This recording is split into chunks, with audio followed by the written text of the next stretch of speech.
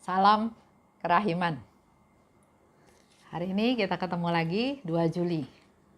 Kita akan bahas tentang doanya Suster Faustina. Kita mulai ya. Dalam nama Bapa dan Putra dan Roh Kudus. Amin. Santa Faustina, engkau berkata bahwa misimu tidak akan berakhir karena kematianmu. Dan kami percaya engkau tidak akan melupakan kami. Yesus juga berjanji kepadamu, bagikanlah rahmat-rahmat kepada siapa saja yang engkau kehendaki dan kapan saja engkau mau. Berdasarkan hal tersebut di atas, kami meminta doa syafaatmu Santa Faustina, terutama untuk rahmat yang akan kami butuhkan, yaitu rahmat kesetiaan pada inspirasi Roh Kudus dan menjadi orang yang suci. Tolonglah kami agar percaya pada Yesus seperti yang Engkau lakukan dan memuliakan Tuhan di setiap saat dalam hidup kami. Amin. Dalam nama Bapa dan Putra dan Roh Kudus. Amin. Kita buka diary nomor 242. Ya Allah, betapa aku ingin menjadi seorang anak kecil. Engkau adalah Bapakku, dan Engkau tahu betapa kecil dan lemah aku ini. Maka aku mohon kepadamu, buatlah aku selalu dekat di sampingmu selama hidupku, dan khususnya pada saat ajalku.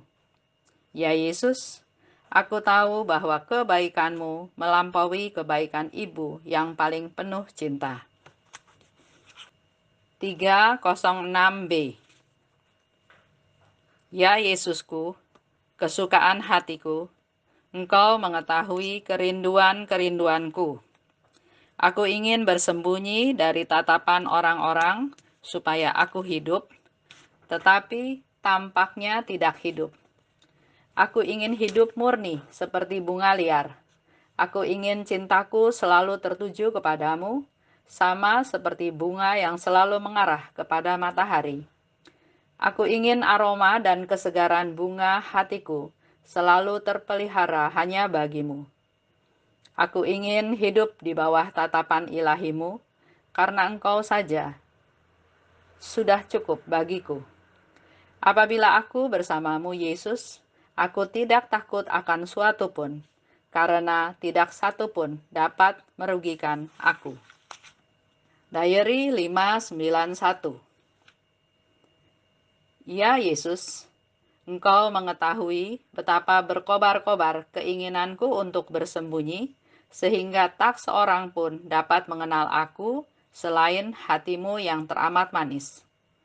Aku ingin menjadi bunga violet yang mungil, yang tersembunyi di balik rerumputan, yang tidak dikenal di taman bunga yang indah di mana bakung-bakung dan mawar indah bermekaran. Mawar yang harum dan bakung yang indah dapat dilihat dari jauh. Tetapi untuk melihat sebuah bunga violet yang kecil, orang harus merunduk rendah. Hanya harumnya membuat ia dapat ditemukan. Oh, betapa senangnya aku karena dapat tersembunyi. Oh, mempelai ilahiku, Engkaulah bunga hatiku dan aroma kasihku yang murni. Jiwaku membenamkan diri di dalam Engkau, ya Allah yang kekal. Sejak saat Engkau sendiri menarik aku kepadamu, oh Yesusku, semakin aku mengenal Engkau, semakin berkobar-kobar kerinduanku padamu. Hari ini kita belajar ya dari Suster Faustina bagaimana cara dia berdoa. Di 242 dikatakan, aku ingin menjadi seorang anak kecil. Bagaimana dengan kita? Kita yang nggak tahu apa-apa aja suka pengennya menjadi orang dewasa, orang yang serba tahu. Mereka belum ngomong selesai pun kita sudah nebak, oh pasti ngomongnya ini, pasti ngomongnya itu. Orang yang sok tahu, ya. Tapi di sini Suster Faustina memberikan contoh, dia justru mau menjadi seorang anak kecil. Engkau adalah Bapakku. Dan engkau tahu betapa kecil dan lemahnya aku ini. Nggak berdaya. Anak kecil itu belum tahu apa-apa, nggak bisa apa-apa, nggak berdaya, kecil, nggak bisa apa-apa, ya, dan lemah. Seperti contoh, kayak saya baru punya cucu ya yang ke-6, kecil. Hari yang sama karena kena zaman COVID, hari yang sama itu lahir, prosesnya juga cepat sekali, 10 menit. Jadi si mamahnya menahan sampai rasa sakitnya udah nggak bisa ditahan lagi, dia baru ke rumah sakit. Dalam 10 menit dia melahirkan dan diproses, diperiksa dan diproses semuanya sedemikian rupa. Sampai kira-kira 6 jam kemudian mereka berdua, ibu dan anak, boleh pulang. Saya melihatnya ngeri juga ya. Biasanya kan melahirkan itu di rumah sakit 2-3 hari. Tapi ini hari itu juga dibawa pulang. Oke lah, mamahnya kan mungkin nggak apa-apa. Tapi si bayi ini belum sehari. Begitu mungil, begitu kecil, begitu nggak berdaya ya. Tapi anak saya dan mantu saya mengambil keputusan tersebut karena dia nggak mau lama-lama di rumah sakit. Karena rumah sakitnya nggak steril dari COVID. Walaupun tempatnya beda, ruangannya beda, tapi kan ada juga resikonya. Sedangkan kalau di rumah sakit yang memang untuk ibu dan anak melahirkan, ada ketentuan lain protokolnya. Harus sesar, harus ditreatment sebagai pasien COVID dan seterusnya ya. Jadi di situ saya lihat anak kecil ya, baru sehari itu begitu lemahnya. Nah, di sini Suster Faustina berdoa kepada Tuhan, Tuhan, saya ini mau jadi anak kecil yang nggak bisa apa-apa, yang nggak berdaya. Bandingkan dengan kita cara berdoa kita. Tuhan, saya maunya ini, saya maunya itu.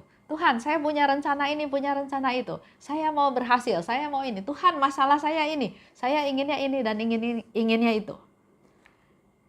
Sepertinya Tuhan yang disuruh mengabulkan.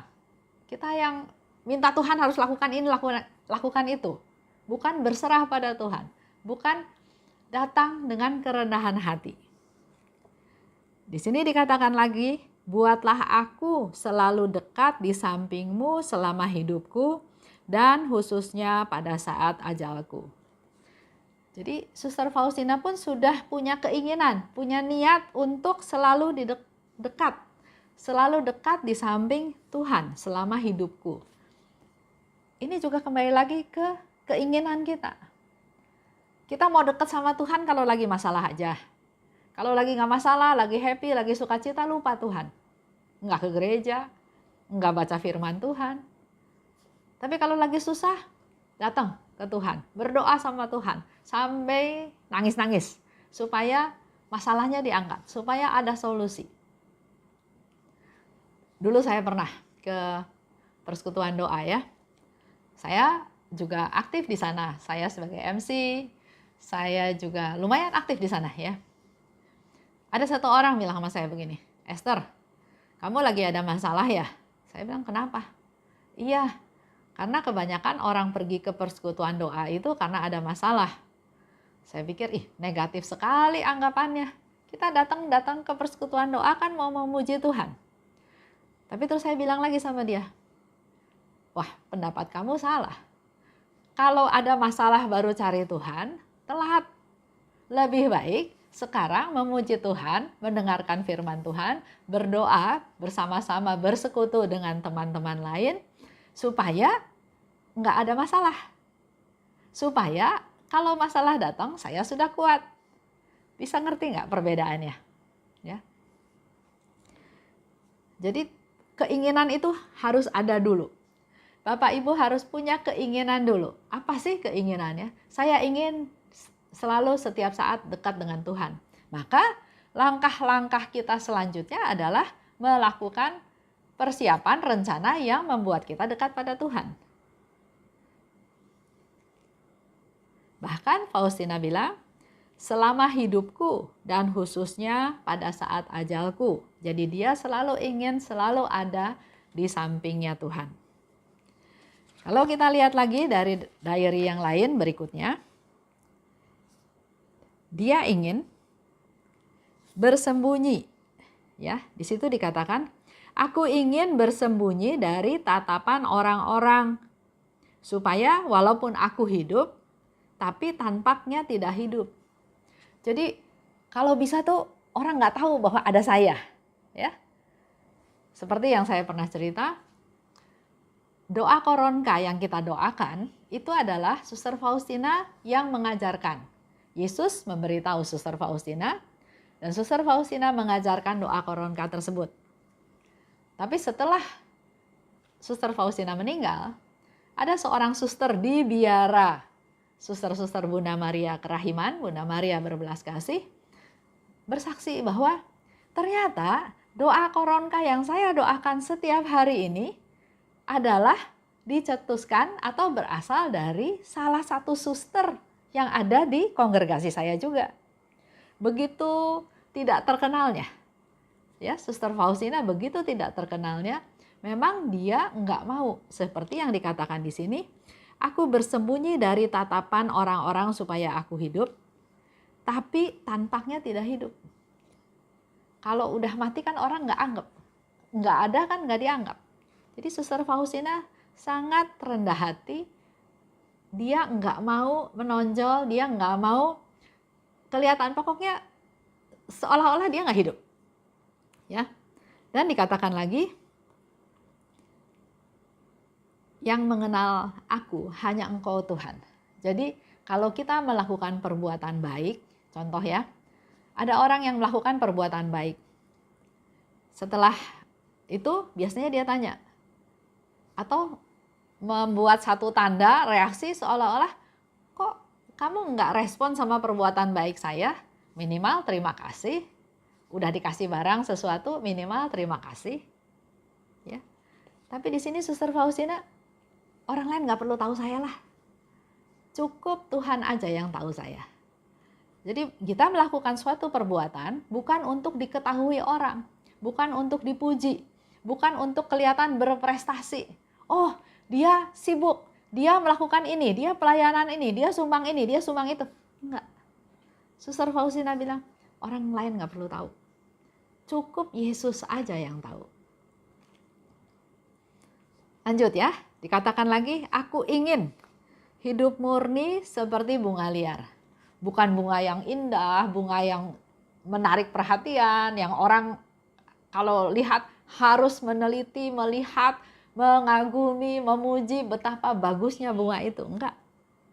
Suster Faustina bilang, aku ingin hidup murni seperti bunga liar. Cintaku selalu tertuju padamu Tuhan, seperti bunga yang mengarah ke matahari. Kalau kita lihat tumbuhan, ya, ada tumbuhan yang tidak ada penghalang, dia akan tumbuh lurus ke atas, menuju matahari. Tapi kalau ada tumbuhan yang ketutup atap atau ketutup sesuatu, pasti dia bengkok.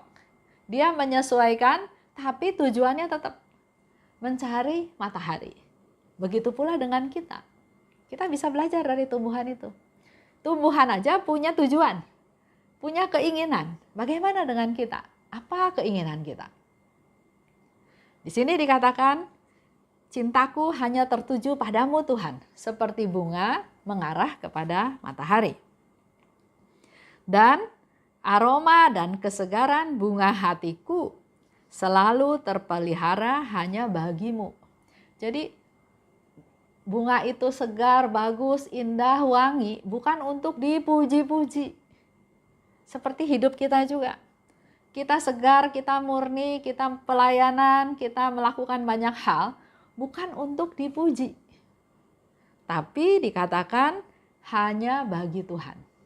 Jadi kita melakukan segala sesuatu itu hanya bagi Tuhan. Ya. Di situ Suster Faustina lebih memperjelas lagi, bunga liar itu apa sih? Bunga violet yang mungil. Bunga violet yang mungil, kecil ya. Yang tumbuh di antara rerumputan. Jadi kalau kita lihat padang rumput, bunga violet itu juga nggak kelihatan. Begitu kecilnya sampai di padang rumput pun nggak kelihatan. Tapi Kalau mau melihat bunga violet itu, maka kita harus merunduk, mencari ke bawah. Karena begitu kecilnya, ya. Bisa kelihatan? Masih nggak kelihatan. Baru bisa ketemu bunga violet itu melalui harumnya. Melalui harumnya bunga itu kita baru bisa ketemu. Jadi betapa kecilnya, betapa tidak kelihatannya gambaran dari Suster Faustina yang rendah hati. Dia ingin. Begitu pula dengan kita. Kita mau ingin yang seperti apa? Kita bunga, kadang-kadang bunga jelek, bunga layu ya, tapi pengen kelihatan bagus. Kalau dibilangin layu, enggak terima. Kalau dibilangin pelayanannya kurang bagus, kurang bisa diterima, dikoreksi, enggak terima. Bandingkan dengan Suster Faustina. Ya, dia menjadi violet yang kecil. Kita juga perlu belajar dari Suster Faustina. Ya, berikut. Dia bilang lagi, aku ingin hidup di bawah tatapan ilahimu, karena engkau sudah cukup bagiku. Jadi kita nggak usah harap pangkat, nggak usah harap kekayaan, nggak usah harap tampilan yang dipuji, yang memakau, yang hebat ya.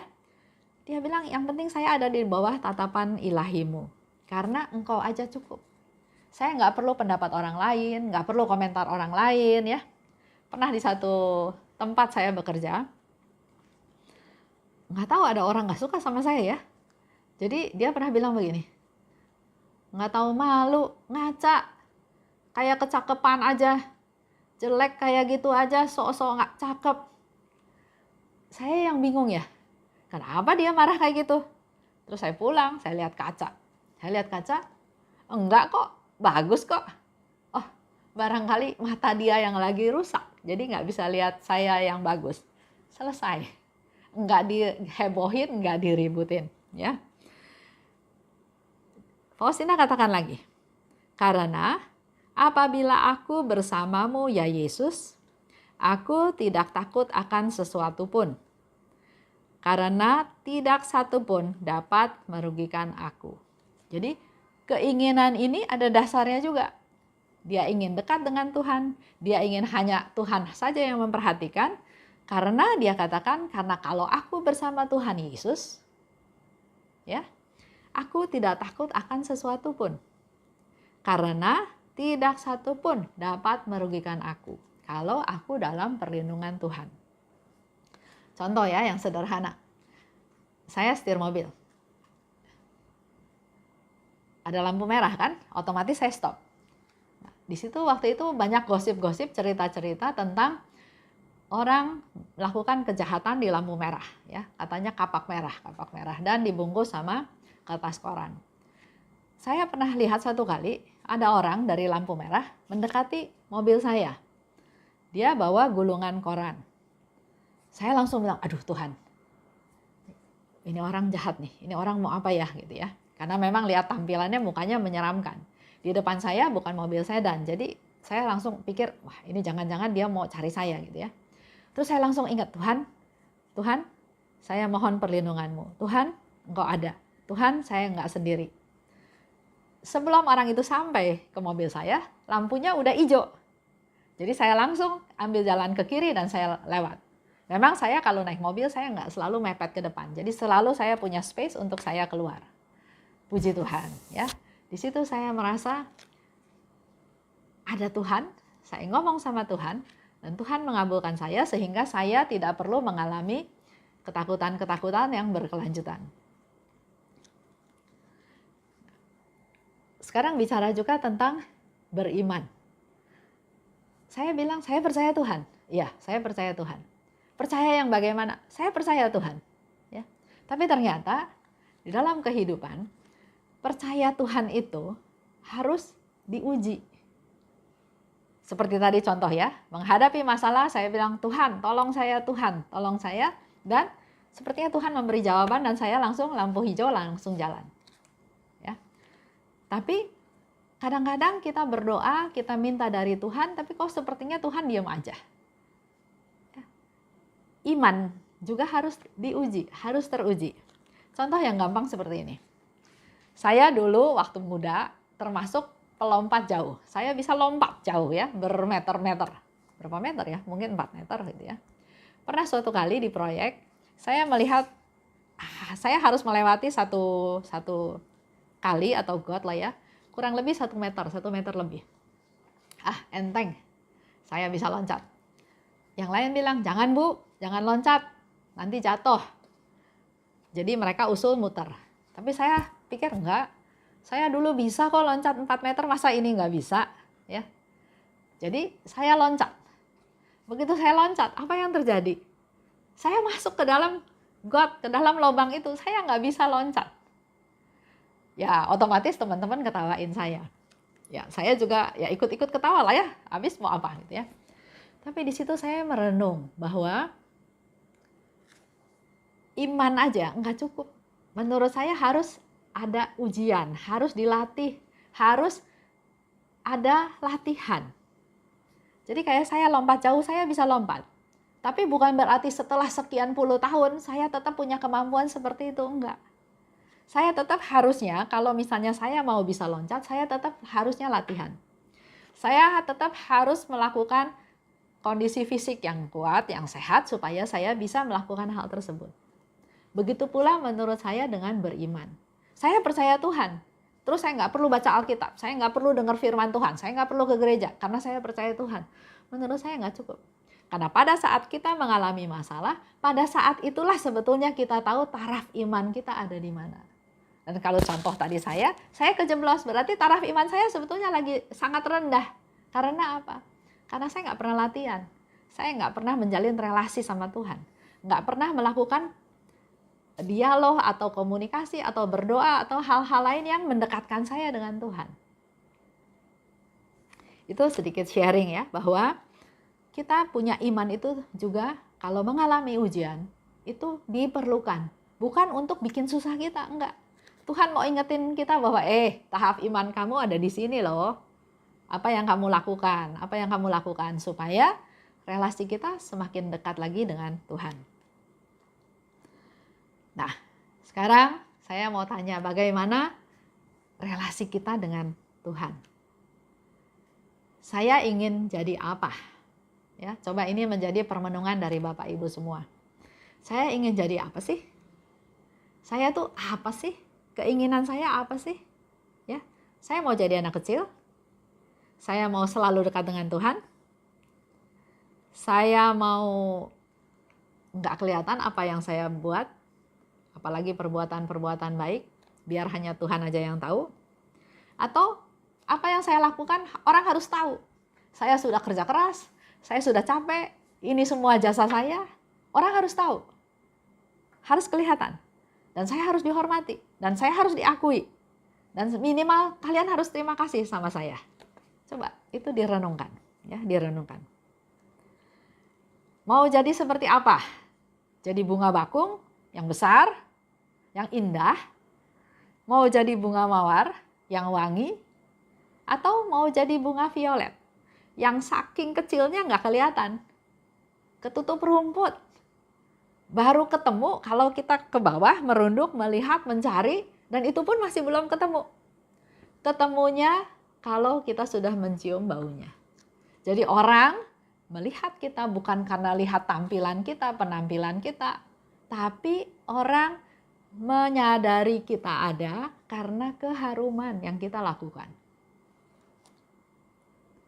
Atau sekarang kita masih jadi kaktus yang tegak, keras, banyak duri, yang orang takut dekat sama kita. Dan seandainya menjadi bunga yang harum, harum untuk siapa? Untuk keluarga? Untuk Tuhan? Atau untuk diri sendiri? Sampai harumnya tercium sampai kemana-mana. Semua orang tahu, oh dia hebat, dia artis, dia public figure. Apakah yang seperti itu? Ya. Atau kita merasa harum, padahal kalau kita lihat hati kita serahkan hati kita pada Tuhan, Tuhan bilang hatinya bau busuk misalnya, ya. Karena apa? Karena di dalam hati kita masih ada kemarahan, masih ada egois, masih ada keluhan, masih ada iri, dendam, masih ada putus asa. Coba kita sama-sama refleksi ya. Supaya menggali rahmat ilahi ini ada baiknya buat kita untuk step kita berikutnya. Baik, saya tutup ya dengan doa penutup.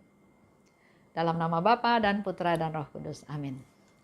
Allah Bapa yang Maha Baik, terima kasih atas pengajaran pada hari ini, di mana kami belajar banyak dari kerendahan hati Suster Faustina. Mampukan kami juga Tuhan, kami mau menjadi bunga violet yang kecil, yang ada di antara rerumputan, yang tidak kelihatan. Asal Engkau saja tahu apa yang kami lakukan Tuhan. Kami mau selalu dekat denganmu, belajar dari Suster Faustina untuk rendah hati. Untuk sungguh-sungguh rendah hati menjadi seperti seorang anak kecil. Yang selalu bersandar padamu, tergantung padamu, selalu ada di sampingmu. Terima kasih Tuhan. Biarlah kami sungguh boleh diingatkan untuk menjadi orang-orang yang rendah hati. Kemuliaan kepada Bapa dan Putra dan Roh Kudus, seperti pada permulaan sekarang, selalu dan sepanjang segala abad. Amin.